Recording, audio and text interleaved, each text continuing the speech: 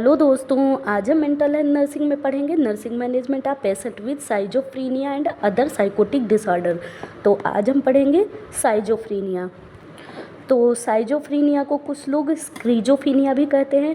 तो साइजोफ्रीनिया एक psychotic condition होती है, मतलब कि साइकोटिक डिसऑर्डर होता है जिसमें कि व्यक्ति की क्लियर कॉन्शियसनेस होने के बावजूद भी थिंकिंग में डिस्टर्बेंस होता है, उसकी इमोशन में डिस्टर्बेंस होता है, वायलेशन में डिस्टर्बेंस होता है और फैकल्टीज़ में भी डिस्टर्बेंस होता है, जिससे कि वो व्यक्ति सोशल विड्रॉल लेना चाहता है, मतलब कि सोसाइटी से दूर भागना चाहता है।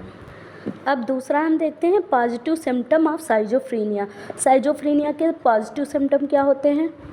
तो सबसे पहले हैलुसिनोजन।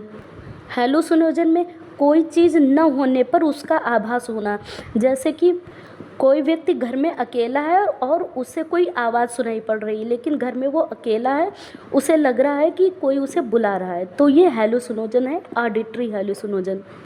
विजुअल हैलुसिनोजन में कोई चीज़ है नहीं और उसको वो चीज़ दिख रही है और वास्तव में वहाँ पे कुछ नहीं है, तो वो विजुअल हैलुसिनोजन के अंतर्गत आता है।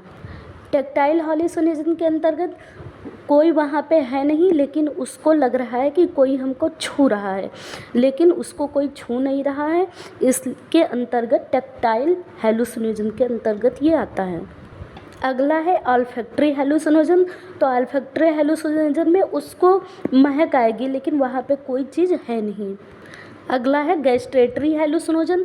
तो गैस्ट्रेटरी हैलुसिनोजन में वो चीज़ खाएगा नहीं जिसका उसको स्वाद आएगा, मतलब कि जो चीज़ खा रहा है उसका स्वाद ना आके दूसरा स्वाद आ रहा है, तो वो ऑल्फैक्टरी हैलुसिनोजन के अंतर्गत आता है। अब हम देखते हैं डिल्यूजन। डिल्यूजन में कोई चीज़ दूसरी होती है लेकिन उसको लगता है कि चीज़ दूसरी है, जैसे कि सांप समझना रस्सी को, मतलब कि कहीं पे रस्सी पड़ी है और एक व्यक्ति वहाँ पे गया है और उस रस्सी को उसने सांप देखा है, तो ये डिल्यूजन हो गया। अगला है मोमेंट डिसऑर्डर। तो स्क्रीजोफ्रीनिया या साइजोफ्रीनिया में इतना थिंकिंग और इमोशन में डिस्टर्बेंस हो गया है, तो ये मोमेंट करने में उसको डिस्टर्बेंस हो रहा है, तो इसका मतलब है मोमेंट डिसऑर्डर हो गया है। अगला है ट्रबल कंसंट्रेशन। साइजोफ्रीनिया में व्यक्ति वो कंसंट्रेट नहीं कर पा रहा है एक चीज़ पर। अब दूसरा क्वेश्चन है ब्यूलर्स 4A ऑफ साइजोफ्रीनिया। साइजोफ्रीनिया का जो ब्यूलर ने 4A दिया था उसका क्या मतलब होता है? तो 4A में पहला है अफेक्टिव डिस्टर्बेंस, मतलब कि पेशेंट को अफेक्टिव डिस्टर्बेंस लगेगा, वो इमोशनल रिस्पॉन्स सही से नहीं दे पाएगा, ब्लंटेड रहेगा और फ्लैटेंड इफेक्ट रहेगा, मतलब कि बहुत सारे विचार आएंगे उसके, मतलब कि इमोशनली डिस्टर्बेंस रहेगा और बहुत सारे विचार आएंगे। दूसरा है एक्वास्टिक थिंकिंग। इसमें व्यक्ति के थिंकिंग प्रोसेस में डिस्टर्बेंस आ जाएगा, मतलब कि थॉट प्रोसेस में डिस्टर्बेंस आ जाएगा और व्यक्ति दूसरी चीज़ से रिलेट नहीं कर पाएगा, व्यक्ति इन्वायरमेंट से रिलेट नहीं कर पाएगा, मतलब कि उसके थॉट प्रोसेस में डिस्टर्बेंस आ जाएगा। तीसरा है एम्बिवैलेंस। तो एम्बिवैलेंस में कंट्राडिक्टरी या अपोजिंग इमोशन हो जाएगा, मतलब कि एक कोई सेम पर्सन है, उसके विचारों में, मतलब कि उसके जो इमोशन है उसके अपोजिट इसको इमोशन होगा, उसके अपोजिट उसका एटीट्यूड होगा, इसके पर्सन के अपोजिट उसके आइडिया होंगे, उसके डिजायर होगी, मतलब कि उस व्यक्ति के जो इमोशन एटीट्यूड आइडिया डिजायर होंगी, इस व्यक्ति को उसके अपोजिट इमोशन आएंगे, उसके अपोजिट उसका एटीट्यूड आइडिया डिजायर होगी, उसके अपोजिट थिंग्स या सिचुएशन लगेगी, सिमुलेशन लगेगा और अपोजिट फीलिंग आएंगी। जब अपोजिट फीलिंग आएंगी तो opposite emotion attitude idea desire सब अपोजिट ही आएंगे। चौथा है एसोसिएटिव लूजनेस।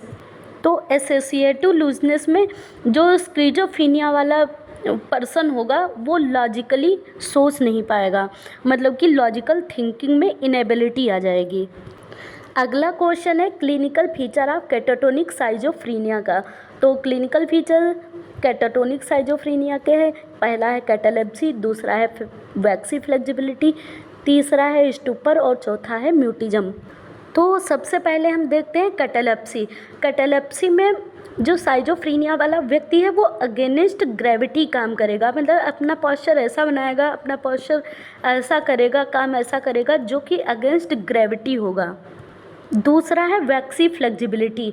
वैक्सी फ्लेक्सिबिलिटी में जब कोई पोजीशन को बदलने के लिए कहेगा तो वो बहुत थोड़ा सा पोजीशन बदलेगा या पोजीशनिंग के लिए रेजिस्टेंट होगा, मतलब कि वो पोजीशन ही नहीं बदलेगा, मतलब कि वैक्सी फ्लेक्सिबिलिटी हो जाएगा, मतलब कि बिल्कुल जम जाएगा, या तो थोड़ा ही मूवमेंट करेगा या मूवमेंट ही नहीं करेगा, अपनी पोजीशन ही नहीं बदलेगा।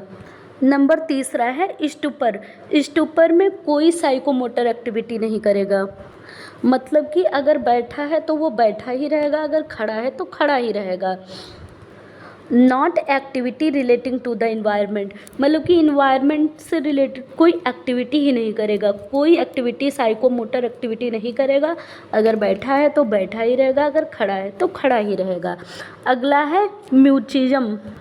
तो म्यूटिज्म में क्या करेगा, या तो वो बिल्कुल वर्बल रिस्पॉन्स नहीं देगा, मतलब कि बिल्कुल नहीं बोलेगा, और अगर बोलेगा तो बहुत थोड़ा सा बोलेगा, मतलब कि वो पूरा पर्याप्त नहीं बोलेगा। जैसे कि हम किसी व्यक्ति से कहेंगे, साइजोफ्रीनिया वाले व्यक्ति से कहेंगे कि आपका क्या नाम है, आप कहाँ रहते हैं, तो वो अपना नाम बता देगा और हम कहाँ रहते हैं ये नहीं बताएगा, मतलब कि या तो फिर वो कम ही बोलेगा या बिल्कुल नहीं बोलेगा, मतलब कि जितना हमने पूछा है उतना नहीं बताएगा, बहुत थोड़ा बताएगा या बताएगा ही नहीं, बैठा रहेगा। अगला हम देखते हैं हेलुसिनोजन। तो हेलुसिनोजन लैटिन वर्ड से आया है जिसका मीन होता है टू वंडर मेंटली, मतलब कि मतिभ्रम होना।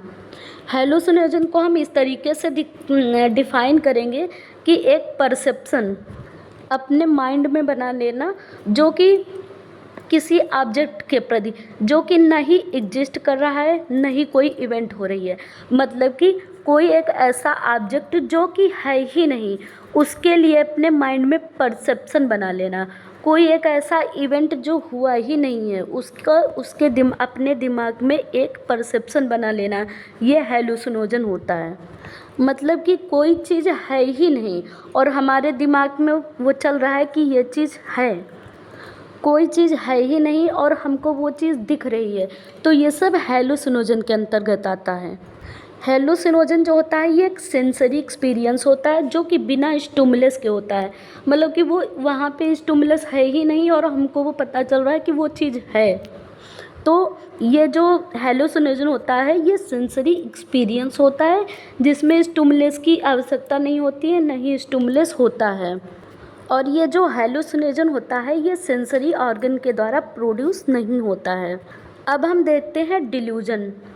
डिल्यूजन जो होता है स्ट्रांगली हेल्ड बिलीफ, मतलब कि बहुत अच्छी धारणा या बहुत अच्छा विश्वास जिसमें कि कोई एविडेंस नहीं होता है, डिस्पाइट ऑफ एविडेंस, मतलब कि एविडेंस नहीं है लेकिन हमने उस धारणा को मान लिया है और उस धारणा पर हम विश्वास कर रहे हैं और वो गलत है, मतलब कि कोई एक धारणा है जो कि गलत है और उसमें कोई एविडेंस नहीं है, कोई भी एविडेंस नहीं है, लेकिन उसके प्रति हमको बहुत विश्वास है और उस पर हम विश्वास कर रहे हैं।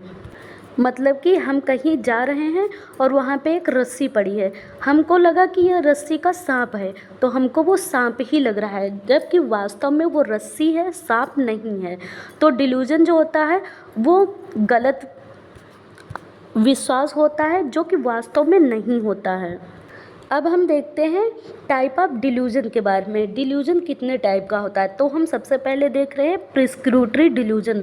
प्रिस्क्रूटरी डिल्यूजन में पर्सन को ये लगता है कि जो दूसरे व्यक्ति हैं वो हमको हार्म पहुंचाने की कोशिश कर रहे हैं, लेकिन वो कोई लोग हार्म पहुंचाने की कोशिश नहीं करते हैं, इसके अंतर ये प्रिस्क्रूटरी डिल्यूजन के अंतर्गत लग रहा है। मतलब कि पर्सन सोचता है कि दूसरे लोग हैं वो उसको हार्म पहुंचाने की कोशिश कर रहे हैं, लेकिन वास्तव में ऐसा कुछ नहीं है। दूसरा है delusion of grandeur. Delusion of grandeur में वो अपने व्यक्ति जो है अपने आप को महान समझता है, बहुत अच्छा समझता है, बहुत सर्वशक्तिमान समझता है, लेकिन वास्तव में वो नहीं है। डिल्यूजन ऑफ ग्रैंडर में व्यक्ति अपने आप को सर्वश्रेष्ठ समझता है, महान समझता है। तीसरा है डिल्यूजनल जेलसी। डिल्यूजनल जेलसी में व्यक्ति को लगता है कि उसका जो लाइफ पार्टनर है वो उसको धोखा दे रहा है और वो अच्छा नहीं है, लेकिन वास्तव में ऐसा कुछ नहीं होता है। डिल्यूजनल जेलसी में व्यक्ति को लगता है कि उसका लाइफ पार्टनर अच्छा नहीं है, उसे धोखा दे रहा है, लेकिन वास्तव में ऐसा कुछ नहीं होता है। कभी कभी डिल्यूजनल जेलसी इतनी बढ़ जाती है कि व्यक्ति के रिश्ते भी खराब हो जाते हैं। अगला है इरोटोमनिया या डिल्यूजन ऑफ लव। इरोटोमनिया या डिल्यूजन ऑफ लव में व्यक्ति को लगता है कि हाई पर्सनालिटी का कोई एक व्यक्ति है जो उसे प्यार करता है, लेकिन वास्तव में ऐसा कुछ नहीं होता है। मतलब कि इरोटोमनिया या डिल्यूजन ऑफ लव में एक व्यक्ति को ये लगता है कि हाई पर्सनालिटी का व्यक्ति जो है वो उसे प्यार करता है, लेकिन वास्तविकता में ऐसा कुछ नहीं होता है, बस उसका मतिभ्रम होता है, डिल्यूजन होता है। अगला है somatic delusional disorder. Somatic means body.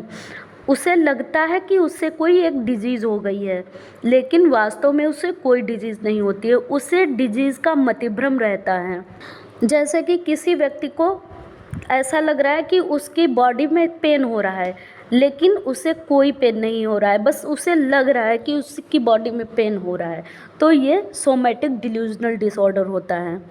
अगला है induced delusional disorder or folie a deux. तो इंड्यूस्ड डिल्यूजनल डिसऑर्डर या फोली या डिलक्स में एक व्यक्ति होता है जो कि प्राइमरी होता है, जो कि डिल्यूजन रखता है, और दूसरा व्यक्ति जो कि इंड्यूस हो जाता है। मतलब किसी व्यक्ति को इंड्यूस कर देना, मतलब कि किसी व्यक्ति को उस सच्चाई में ले आना, मतलब कि वो लग रहा था उसको और दूसरे व्यक्ति ने मान लिया कि हाँ ऐसा है, तो ये हो गया इंड्यूस्ड डिल्यूजनल डिसऑर्डर।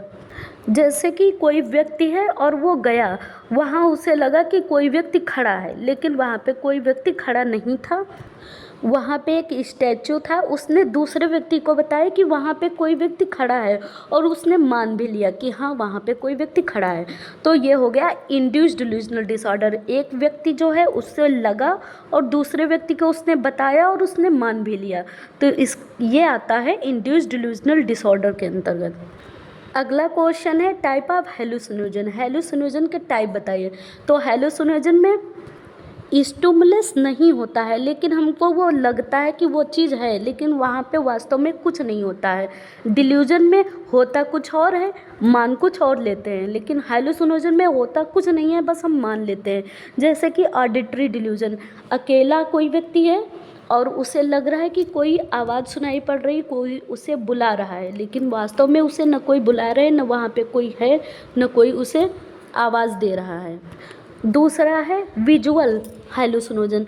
विजुअल हेलुसिनोजन में व्यक्ति को कोई चीज़ दिख रही है और वास्तव में वो कोई चीज़ है ही नहीं वहाँ पे, तो उसे कहते हैं विजुअल हेलुसिनोजन। मतलब कि कोई स्टिमुलस है ही नहीं और उसे लग रहा है कि वो चीज़ है, कोई व्यक्ति है वहाँ पे, ऐसा उसको दिख रहा है, लेकिन वास्तव में वहाँ पे कोई चीज़ नहीं है, तो उसे हम कह रहे हैं विजुअल हेलुसिनोजन।